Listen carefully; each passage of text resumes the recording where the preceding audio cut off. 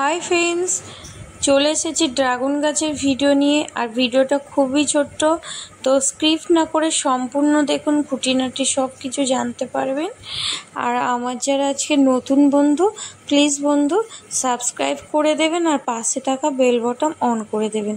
বন্ধুরা, এই গাছটি 7 মাস আগে আমি কাটিং থেকে লাগিয়েছিলাম। এই তো লম্বা হয়েই যাচ্ছে, কিন্তু কোনো ফাঁস ছিল না, শাখা ছিল না।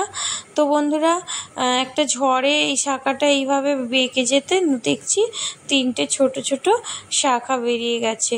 তো আমি এর আপডেট ভিডিও সম্পূর্ণ দেখাবো, আর এর খাবার প্রয়োগও আজকের এই ভিডিওতে শেয়ার করব। তো বন্ধুরা দেখুন, এর পার্মানেন্ট তো জায়গা দিতে পারবো না, কারণ আমার ছাদের কাজের জন্যে এর এখন পার্মানেন্ট জায়গা পাচ্ছে না। তো বন্ধুরা, এই অবস্থায় দেখুন গাছটি কত বড় হয়ে গেছে। আর আমার তো মনে হয় যত ধরনের ফল গাছ আছে সব থেকে সহজে ড্রাগন ফল গাছটা বৃদ্ধি পায় আর ফলন হয়। তো আমার কাছে এটা 7 মাসের আছে, জানি না কত মাস পরের ফলন হয়, তবে এটা ড্রাগন ফলের সিজন চলছে, জুলাই মাস। তো বন্ধুরা, যারা জানেন প্লিজ কমেন্ট করে জানাবেন যে ড্রাগন ফলটা অ্যাকচুয়ালি কাটিং লাগানোর কত পরে ফল দেয়। তো এখন আমি খাবার প্রয়োগ করবো, আর মাটি তো অনেকটা ভিজে, এখন আমাদের সবসময় ড্রাই শুকনো খাবার গাছে দিতে হবে আর জল কম দিতে হবে। ড্রাগন গাছে একটু পচে যাওয়ার সম্ভাবনা থাকে, তো তার জন্য আমি 1 মুঠো সরিষার খোল দিলাম। আর এখানে আপনারা সরিষার খোল, কলার খোসা, পেঁয়াজের পাউডারের ডাস্ট, ডিমের খোসার ডাস্ট সব কিছুই দিতে পারেন, কিন্তু আমার কাছে যখন যতটুকু অ্যাভেলেবেল থাকে সেটুকুই দিই।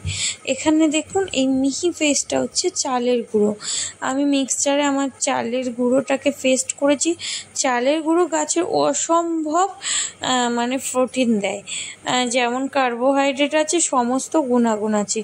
এটি প্রয়োগ করলে গাছের যেমন ফুল আসবে তেমনই ফল আসবে। আর তার সঙ্গে সরিষার খোলও আছে।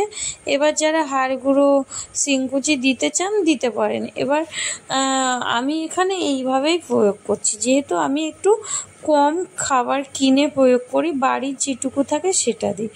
বন্ধুরা, এরপরে জল দিলাম না, আপনাদের মাটি শুকনো থাকলে জল দেবেন।